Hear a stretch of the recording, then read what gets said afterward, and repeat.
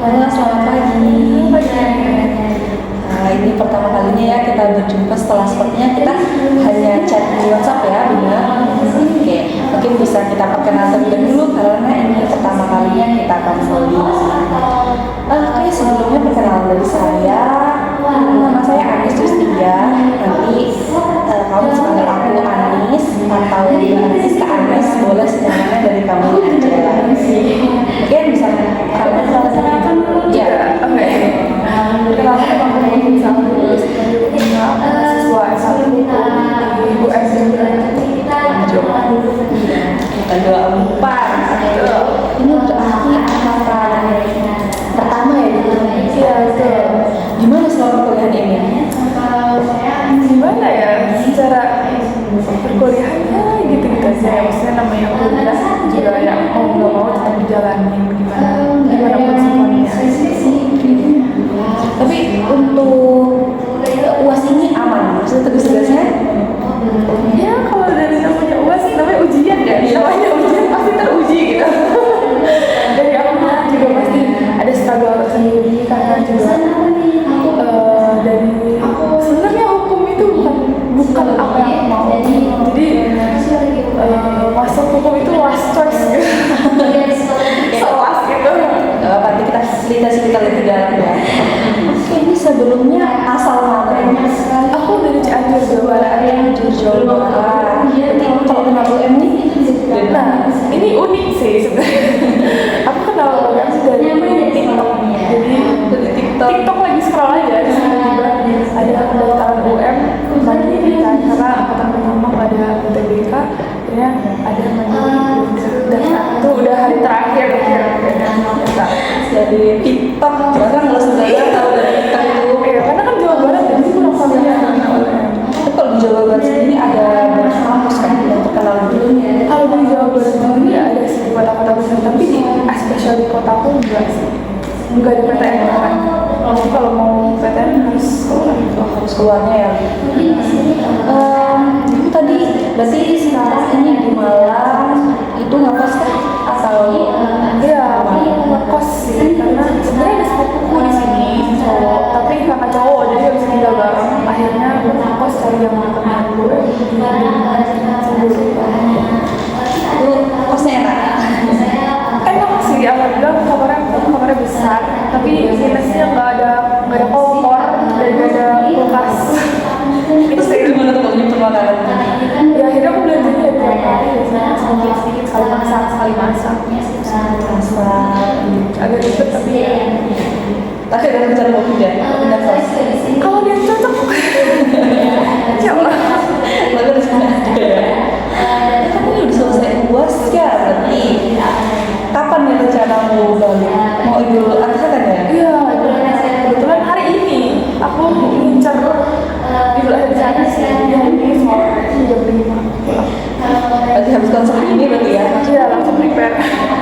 Berarti Idul Fitri kemarin kan maksudnya pertama kali ininya puasa banyak kan di sini nggak sih? Itu gimana tuh? Sempat lebaran di rumah kan? Iya, alhamdulillah sempat lebaran di rumah, sempetin pulang. Tapi ya puasa itu challenging banget sih. Kayak aku sempat gak sahur, karena nggak bangun. Gitu sih. Terus perkuliahan untuk perjalanannya apa?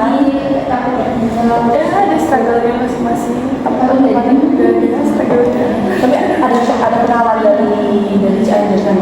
Dari sekolahku itu yang angkatan sama aku satu, sama yang gap year itu angkatan atasku ada satu dua. Dari itu baru tahu setelah perkuliahan mulai. Terus mereka kayak kemarin gimana? Ya aku bener-bener sendiri kayak kemarin sendiri, nyari apa sendiri, berandalan dengan HP. Berat tugasnya kayaknya. Tapi aku memang Paksain aku panas-panasan aku terus dan wow seru. jadi lah ya kuat Oke, sebelumnya kalau dari kamu dulu pernah nggak sih melakukan proses konseling gitu? aku belum pernah sih kak kalau konseling. Kalau misalkan kemarin pas SMA ada penjurusan gitu ada beda-beda tapi Ada, itu aku suka komunikasi lah. Kalau itu termasuk konseling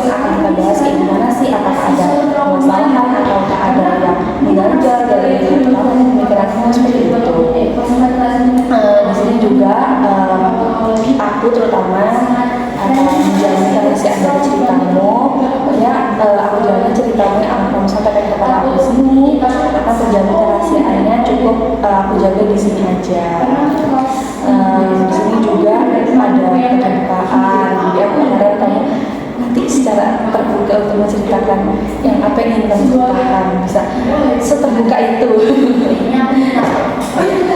Maksudnya suka rela kamu juga datang ke sini. Aman Kak. Oke. Nah, lebih enjoy ya, karena kita bisa ceritakan. Nah, di sini juga aku izin membawa kertas buat catatan, dicatat pribadi aja. Tapi sini juga akan memberikan ke aku.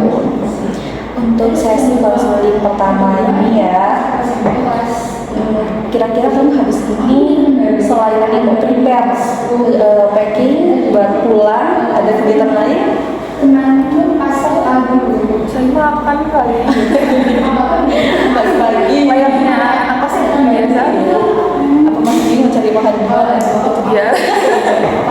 Karena nggak ada dapur juga, jadi aku lagi malas-malasan dari luar aja. Ini kan juga pertama kali mungkin sekitar waktunya 30 sampai 30 menit.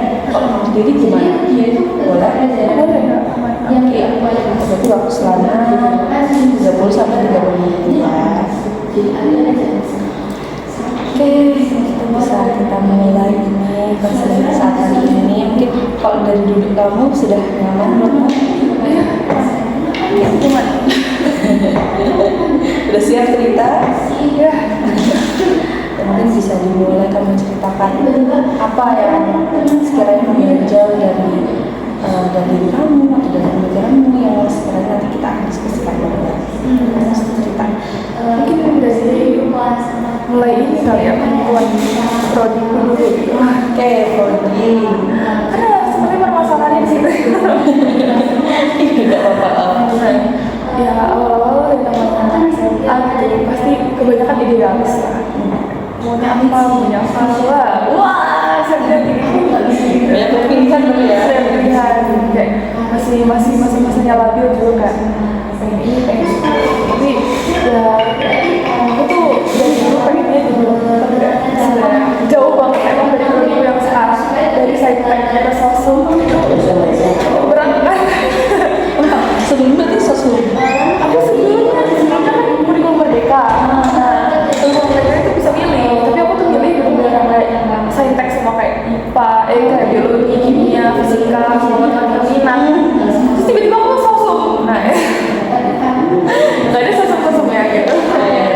Nah, dari basic di SMA pun ya udah saintek gitu. Jadi pas sebenarnya kan mandiri ya, otomatis aku tolak SNBP, tolak SNBT. Sering banget. Terus Semangat tapi ya. iya untuk melanjutkan hidup gitu. Akhirnya aku mandiri yang tadi aku bilang di awal juga TikTok, itu gara-gara TikTok dan di last day aku daftar. Dan ini second choice aku karena ya pertamanya jelas FK. Terus yang keduanya baru dan keterimanya di hukum ya udah akhirnya aku masuk di hukum. Dan boleh? Iya betul. Terus dari situ ya kayak berangkat dari situ kepikirannya ini sih, karena kan satu ini bukan prodi yang aku mau, yang kedua ini bukan tempatku. Paham kayak aku di Jawa Barat pindah ke Jawa Timur tuh kayak dari culture aja udah beda gitu, dari kebiasaan mana itu bahasa itu yang bikin berat dari jurusan ya. Sebenarnya pinginnya FK mau di mana? aku awalku di Unpad biar dekat sama Oh lebih dekat ya kalau di Unpad situ. iya karena kita di Jawa Barat kan. Pinginnya di apa? Terus sekarang ini gimana dengan kuliahnya di hukum ini? Sebenarnya hukum itu jujur aja kayak lebih gampang untuk belajar itu karena nggak sesusah saya gimana ya, kalau susah itu lebih yang penting kamu tahu dasarnya ya kamu bisa improve lah, kayak tentang menyampaikan pendapat kamu itu masih bisa diterima gitu. Kalau tentang teori-teori itu masih bisa kamu masuk Bisa dipelajari ya. Kalau saya itu kan secara ya pasti 1 tambah 1 itu 2, nggak mungkin ada opini kita 1 tambah 1 jadi 2,5, nggak mungkin gitu. Nah itu mungkin di situ sih lebih enjoynya karena ya itu tadi belajarnya, proses belajarnya lebih gitu sih karena ya karena ya itu bukan yang aku tahu juga gitu. Berarti kan kalau dari orang tua sendiri itu sebenarnya dari dibanding sama FK sama hukum itu lebih better mana? Condong kemana gitu ya? Iya. Sebenarnya kalau dari orang tua aku itu nggak maksain sesuatu. Karena aku mau ngambil apapun juga terserah. Cuma satu sih konsepnya, jangan ngambil psikologi. Nggak tahu kenapa, padahal aku interest sama psikologi gitu. Karena seru gitu kayaknya, karena sebagai orang awam aku nilainya kayaknya seru gitu. Tapi orang tuaku sebenarnya mungkin latar belakang orang tuaku juga ini ya, ayahku tuh dokter, makanya aku pengen jadi dokter. Makin menggebu-gebu karena orang tuaku ya, aduh nih saya aja bisa gitu, anaknya lo nggak bisa gimana sih gitu kan, pasti ada kayak gitu. Tapi di sisi lain keluarga aku juga keluarga besar ayahku itu ada apa namanya basic hukum lah, kayak kebanyakan hukum terus hukum kebanyakan juga, jadi hukum itu nggak ada pandangan negatif dan juga ayahku tuh ngelihat latar belakang hal gitu. Waktu di SMA ya aku sempat ngejabat jadi segmen MPK ya, terus juga sempat ada ikut lomba debat di SMA gitu, dan alhamdulillah membuahkan hasil gitu, walaupun emang cuma juara 3 tapi semua iya ya gitu, namanya perlombaan pasti ada kalah juga, dan alhamdulillah itu menghasilkan gitu. Berarti ya secara dilihat secara kasar aja tuh aku udah punya basic skill untuk survive di hukum gitu sebenarnya gitu. Tapi walaupun emang nggak didukung dengan ilmu yang mengarah ke sosok gitu, tapi ya aku udah punya basic skill gitu. Jadi berarti kalau sebelumnya apa kamu sempat ada kayak kepikiran ada hukum atau emang pas muncul itu baru pikir hukum ya ya pasti pada awalnya konsumsi sih kayak bingung lah, kan aku benar-benar kepikiran sama SMA aku nggak kepikiran bahwa aku bakal dihukum. Jadi aku nggak pernah searching tentang hukum itu aku harus ambil step itu kayak apa. Kalau misalkan dokter kan berarti aku kuliah masuk ke kedokteran, nanti koas nanti gimana ya itu udah terhafal juga, dan juga kan orang tua aku juga dokter, jadi aku masih punya pegangan lah kayak maksudnya pandanganku tuh bisa nanya lah kayak itu gimana sih di sini, itu tuh masih dekat gitu, ada yang bisa aku curhatin gitu. Sedangkan kan kalau di hukum di keluarga intiku tuh nggak ada yang ngambil hukum, jadi kebanyakan dia semuanya saintek gitu, jadi aku tuh bingung gitu kayak ini step aku ke depan gimana sih, selanjutnya tuh gimana sih gitu, karena benar-benar nggak tahu aku harus kayak gimana, nggak punya konselor juga, maksudnya nggak bisa ada yang diajak diskusi gitu untuk itu gitu gimana untuk lebih lanjutnya ya mau gimana kayak gimana. kalau sama yang keluarga yang lain kan maksudnya udah menghubungi apakah pernah diskusikan kan kamu bilang kalau keluargamu tuh banyak ada juga yang kan udah pernah kayak ngobrol-ngobrol nggak kayak ini gimana. Nah itu dia, karena itu keluarga dari ayahku dan aku tinggal di Cianjur itu kampungnya mama, jadi agak jauh gitu loh sama sepupu yang dari ayahku, karena jarang ketemu kan, karena perbedaan daerah jadi jarang ketemu. Jadi selama ini belum ada obrolan tentang hukum gitu loh, paling apa ya, cuman oh iya menerima hukum ya gue jadi hukum gitu ya, cuman gitu doang, kayak ada diskusi tentang step-step ahead gitu. Berarti belum ada kayak sharing-sharing yang mendalam gitu ya Cuman kayak itu hukum terus sekarang di hukum ya ke arti gimana dengan pertemanan anak-anak di hukum, kan mungkin kebanyakan di sana itu anak-anak sosum ya. Iya. Gimana kamu bertukar pikiran, bertukar cerita itu gimana? Sebenarnya nggak tahu ya, kalau di kelasku itu teman-temanku yang dekat sama aku kebanyakan orang-orang salah jurusan juga, nggak salah jurusan, orang-orang lain gitu lah gitu. Jadi banyak juga sih sebenarnya yang dari saintek akhirnya ke sosum. Tapi dari segi pertemanan kalau di kelasku ya itu sama-sama enjoy sih, aku enjoy kayak ya karena kebanyakan senasib gitu ya. Jadi kayak ada temen rasanya ada temen gitu, ya itu fine aja sih gitu, walaupun memang namanya pertemanan juga gak akan sepuluh itu ya, tapi crash sedikit lah, ya udah gitu, namanya juga temen. Lalu sekarang gimana dengan apakah kamu sempat masih bingung kan step-step nanti di ke depan kayak gimana, apakah itu sampai membawa ke jadi kayak overthinking atau ada pemikiran lain gitu, sempat khawatir nggak terkait dia selanjutnya itu? Pasti sih, kalau pasti karena kemarin aku juga masih nyoba lagi buat ke FK ya, jadi aku tuh masih bingung planku kayak gimana, itu masih kayak udah tergambar karena secara aku mau UTBK lagi gitu. Jadi di tahun kemarin, di 1 tahun ini tuh aku masih bingung, dan aku punya kakak sebenarnya, aku tanya kakak gimana ya, aku mau ngejar FK lagi, tapi aku juga perlu menunjang karirku di FH gitu, di hukum lah, di luar FH di hukum gitu. Nah jadi kemarin akhirnya aku bener-bener nggak ngapa-ngapain di sini, bener-bener kuliah pulang. Udah belajar buat UTBK yang cuma gitu-gitu aja. Jadi menurutku kalau aku ngeliat dari teman-temanku gitu, ya sebenarnya aku agak tertinggal karena prosesku itu terhambat dengan fokusku untuk belajar lagi untuk UTBK lagi gitu. Jadi di situ sih mungkin planku sih sekarang ya nggak tahu ya, karena hukum itu terkenal dengan kayak branding lah, ya kamu harus cari pasarmu sendiri, ya gimana kamu dapat kepercayaan orang buat jadi klien itu pasti dengan branding lah. Nggak mungkin kita nggak punya profile apa-apa tiba-tiba orang percaya sama aku untuk nangani kasus mereka, nggak mungkin kayak gitu juga kan. Ya aku harus mulai branding, nggak mungkin aku mulai setelah aku lulus, itu nggak mungkin. Itu akan too much waktu yang terambil, dan itu juga belum tentu aku bisa nge-build up branding tersebut.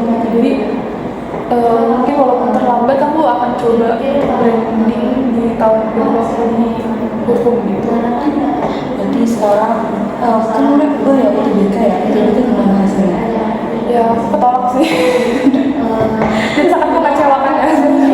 Mungkin karena gak fokus, karena aku masih perlu kayak kuliah, masih untuk menjaga nilai aku supaya tetap bagus gitu.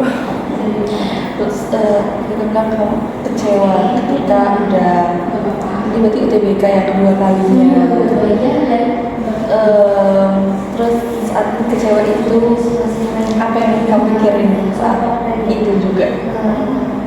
Ya aku pikirin ya itu sih, karena aku dari awal konsepku itu pertimbanganku gini, kalau misalkan aku keterima aku gimana, kalau aku gak keterima aku gimana, aku harus punya backup plan gitu. Dan yang aku pikirin itu kalau misalkan keterima ya bebas dong, berarti aku mulai dari awal, aku gak punya tanggungan apa-apa untuk sesuatu. Tapi kalau aku gagal, aku kan punya tanggungan 1 tahun yang aku sacrifice untuk ngejar itu kan, berarti aku harus bisa catch up sama teman-temanku yang udah berproses selama 1 tahun gitu. Mungkin itu sih masih tetap di gimana sih aku kedepannya survive di hukum tuh gimana gitu. Masih di situ sih overthinking gue, karena aku bener-bener nggak tahu step-step di hukum itu harus seperti apa. Karena setauku itu ya sebagai orang awam yang datang ke hukum itu kan banyak ya, hukum itu kalau dokter kan ya udah pasti jadi dokter gitu, walaupun nanti ada spesialis itu udah pasti jadi dokter gitu.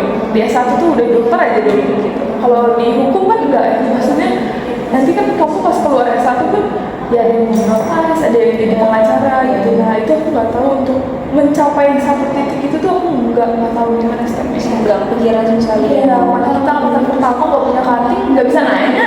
Iya, bingung juga, sedangkan semua pun jauh gitu dari aku. Kamu sering pikiran nanti kayak aku di hukum kayak gimana, nggak ada gambaran besarnya, nggak ada yang mau bisa ditanyain juga gitu ya. Oke, saat ini kamu berpikiran ini harus apa yang harus aku lakukan kedepannya, apa yang mau aku tuju untuk sekarang ini, apakah udah benar dengan jurusanku gitu. Apa kamu sebelumnya pernah mengalami hal seperti ini, kayak bingung udah milih ini tapi ternyata sebenarnya pilihanku bukan ini gitu. Oh akhirnya aku bukan di situ gitu, Iya. nggak sesuai dengan tujuanku kayak pas kuliah. Ya sebenarnya itu namanya kehidupan ya sering terjadi gitu. Salah satunya waktu aku SMA juga. SMA itu kan aku daftar SMA pasti ada pilihan pertama ada pilihan kedua juga Iya. tuh. Dan lagi-lagi aku keterima di pilihan kedua aku.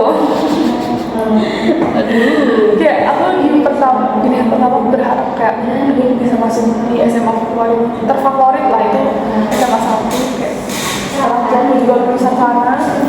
Jadi kayak aduh aku berharap banget nih biar ya setidaknya aku setara dengan orang tua aku walaupun kayak udah beda zaman tapi masih sama lah, ini masih terpandang gitu, masih SMA 1 itu masih top gitu. Akhirnya aku berharap banget masuk situ tapi ternyata ya aku tolak dan akhirnya aku masuk ke SMA 2 karena waktu itu aku baru pindah dari Jakarta ke Cianjur, jadi aku belum bisa ikut donasi, jadi satu-satunya jalanku itu ya cuman mengandalkan nilaiku itu.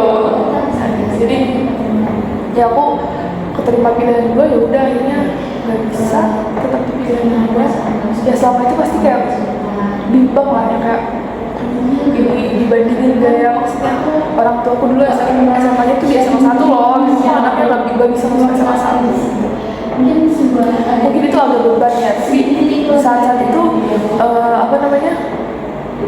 ya namanya overthinking pasti menyerang lah kayak Gen Z banget. Ya kayak gitu lah. Terus akhirnya lama-kelamaan aku nyadar, oh ini tuh ya pasti yang ditakdirkan oleh Allah gitu. Pasti ada sesuatu di balik itu gitu. Dan ternyata di tahun keberapa ya, aku nggak tahu, di tahun pertama itu gak lama, kalau nggak salah semester 2 atau semester 1 akhir itu ada pengumuman bahwa itu ada kurikulum merdeka. Kurikulum merdeka itu kan yang kayak kuliah kayak gitu ya kan, kita bisa ngambil matkul ini gitu, ini juga sama kayak bisa ngambil matkul ini gitu. Dan ternyata di SMA 1 itu sistemnya itu masih nggak full merdeka gitu, nggak kayak di sini jadi nggak diserahkan semuanya ke siswanya. Kalau di SMA 1 itu masih paket, jadi paketnya itu per kelas, jadi ya anak-anaknya dikasih paket, pilihan paketnya paket 1 ini, paket 2 ini, paket 3 ini, kalian cocok yang mana nih gitu. Nah kalau di SMA aku itu bener-bener merdeka, kamu ya satu kelas ya pasti beda-beda pilihannya. Misalkan kakaknya pilih IPS gitu, misalkan ada sosiologi, ada kimia, ada biologi, sama terakhir ekonomi misalkan, macam-macam ya. Iya bisa, saya sama sosum itu bisa dicampur bebas gitu. Itu benar-benar yang aku syukuri itu di situ, karena ya sistemnya itu kan jadinya lebih mendukung untuk aku eksplor diri aku sih gitu. Jadi ya aku berpegang teguh dengan ya pasti ini jalannya gitu, ini udah ditentukan gitu. Akhirnya ya alhamdulillah terbuktikan gitu. Jadi kalau untuk dari yang dulu sempat merasa mengalami kegagalan juga ya, kalau sekarang juga dibandingkan dulu dengan sekarang, kamu juga dulu ada overthinking juga, sampai juga sekarang juga dibandingkan dulu sama sekarang, kamu lebih parah gimana nih, kayak overthinking parah mana nih? Apa mungkin lebih sekarang? Kayaknya sih lebih ke sekarang ya, karena di SMA aku tuh akan tadi juga udah dengar kayak aku bilang gak lama setelah itu aku menemukan titik terang bahwa alhamdulillah nih aku keterima di sini gitu, gak keterima di sini. Untuk sekarang aku belum menemukan titik itu, jadi aku masih di tahap yang kayak ini jalan Allah nih, tapi aku belum find out, kayak belum, hati aku tuh belum kayak bener-bener menemukan jawaban. Oh ternyata aku tuh kalau di sini lebih ini loh gitu, aku tuh belum menemukan itu gitu. Belum ada pikiran kayak ini kayaknya memang udah tadi kamu ada di sini. Nah itu gak ada yang meyakinkan kan, kalau kemarin kan ada aku diyakinin bahwa ini jalannya, ini yang terbaik itu ya karena dari sistemnya aja udah beda gitu. Nah itu sistemku lebih baik daripada sistem di SMA itu. Akhirnya aku yakin dan aku menerima secara legowo, dan aku malah jadi bangga gitu, aku bisa masuk ke situ ya. Wes kalau gue nih bisa kayak gini gitu, bisa kayak gitu. Jadi aku punya pride tersendiri juga, akhirnya bisa melanjutin dengan semaksimal mungkin gitu. Nah aku tuh konsepku di sini jadi tuh aku belum tahu apa yang bisa buat aku tuh pride gitu buat di sini itu loh gitu. Jadi masih nggak tahu, masih mencoba menerima tapi belum ada alasan kuat gitu untuk aku menerima itu. Oke. Lalu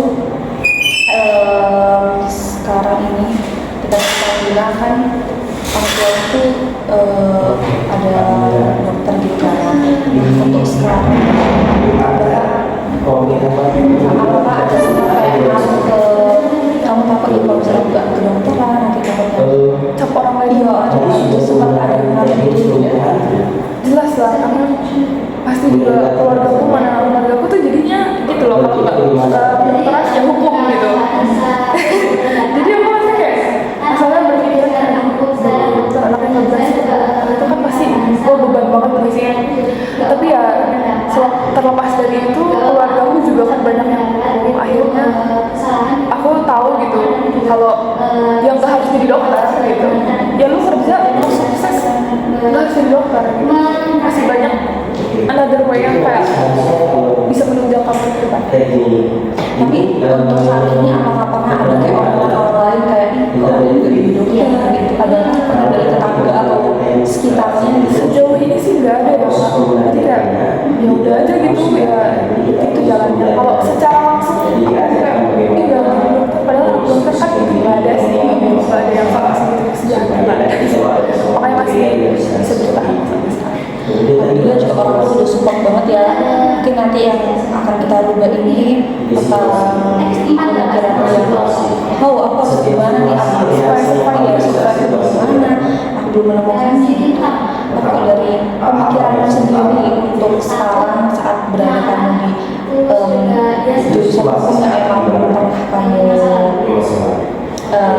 survive dalam itu, apakah ada pikiranmu yang jadi membuatmu itu misalnya kalau misalnya aku nggak gini takutnya orang tua berapa kayak orang lain dan gini, pokoknya adakah pemikiranmu yang itu membuat akibat menjadi asumsinya buat orang lain? Mungkin misalnya kayak aku tuh hashtag kan awalnya, terus pasti orang-orang kayak ih aneh banget gitu, masa dari saya tiba-tiba ke sosok gitu ya. Paling itu sih kayak gimana sih gitu, beneran gak sih gitu, kayak tiba-tiba pindah itu sih dong sampai gitu. Tapi kalau dari teman-teman sendiri sebenarnya itu kan dari yang salah juga salah jurusan kan, itu berarti kalau dari mereka apakah banyak yang dari saintek juga apa kebanyakan dari sosial? Setahu kebanyakan dari saintek malah. Iya, nggak tahu ya apa kelas aja, tapi ya itulah banyaknya saintek. Jadi ya mereka juga mempengaruhi aku kayak ya aku pun survive loh gitu. Dan kebanyakan kan aku harus tahu lah keadaannya pasti mana, pasti ada yang dibilang ace-nya gitu loh, kayak dia tuh ditek pol-pol. Malah yang pintar itu dari saintek. Yang bahkan yang sosu malah jadinya ini anak sosu loh, tapi kok nggak gini gitu. Malah ada pikiran kayak gitu sih, kayak yang menonjol itu malah saintek gitu. Jadinya kayak aku masih jalan-jalan aja. Mungkin di sini sebelumnya ya, apakah kamu sudah pernah mencoba untuk meditasi dan pikiran kayak gimana nih ke depannya, nanti gimana sempat itu udah sempat apa sih? Ya itu sih paling itu ya overthinking, terus aku diskusi sama temanku gitu kayak gini masih nggak tahu nih mau gimana, terus kelamaan lihat orang-orang, oh ini orang-orang udah mulai branding sih, dari mulai dia ikutan organisasi yang kayak gitu udah mulai buka pos, rajin lah mereka ngeposnya kayak wah udah mulai nih nge-build-nya gitu. Terus aku kayak mikir kayaknya aku harus ngelobi juga nih, ngelobi ya nanti gitu kayak apa namanya klien-klienku tuh ya biar aku percaya sama aku gimana gitu, mereka teman-temanku juga sih gitu. Dari sini kita coba berbeda dari aku gimana bisa tetap berada di sini, gimana ke depannya mungkin kita bisa merubah untuk memberikan afirmasi positif ke diri sendiri untuk mengubahnya. Misal misal ada pemikiran yang misalnya aku gagal, aku bodoh banget tuh kalau aku gagal, orang lain mungkin akan beranggapan buruk terhadap aku. Itu mungkin bisa kita ubah menjadi afirmasi positif ke terhadap diri sendiri, kayak apa yang udah lakukan itu emang kerja kerasku, kayak gitu. Kalau dari kamu gimana nih untuk pemikiranmu yang kayak yang menjadi lebih positif lagi? Mungkin menurutku gini ya, yang biar aku bisa jalan hidup aku dengan sebaik-baiknya, mungkin ya udah ini hidup aku yang tahu, aku yang punya kuasa atas hidupku. Ya udah pakok aja lah tentang orang lain gitu. Pandangan orang lain adalah dari yang penting aku enjoy jalaninnya gitu. Dan sekarang tuh lebih ke fokusin di jurusan ini, nanti mendalami bagaimana, suksesnya gimana, untuk masa depan yang lebih baik lagi. Betul, masih fokus ke situ. Oke. Mungkin nanti dia tadi aku bilang afirmasi positif itu bisa kamu terapkan di segala situasi, dan mungkin nanti jadi ada pemicu lain saat kamu mengalami hal overthinking yang seperti tadi ini. Ya saya harapkan kamu tetap konsisten lah melakukannya ya untuk kedepannya. Oke. Karena juga sepatutnya waktu kita konseling sudah berada di ujung waktu yang sudah kita sepakati di awal. Saya berterima kasih kepada kamu sudah datang ke konseling kita saat ini. Kalau dari kamu ini gimana perasaannya sekarang? Ya aku dapet insight baru sih, kayak kan kebanyakan itu overthinking kan nggak bisa diatasi berarti kan sama ini. Jadi kalau aku share ke orang lain dan dapet insight dari orang lain itu sangat membantu sama aku. Oke. Mungkin udah berakhir ya konseling kita saat ini. Kamu juga dapat insight-nya, yang berharap itu bisa terus dilakukan sama kamu juga. Seperti yang saya bilang tadi, tetap konsisten lah ya untuk survive lagi di jurusan ini, karena ada pilihan kamu. Tetap semangat di jurusan ini. Mungkin sekian dari saya. Terima kasih. Oke, aku juga Kak.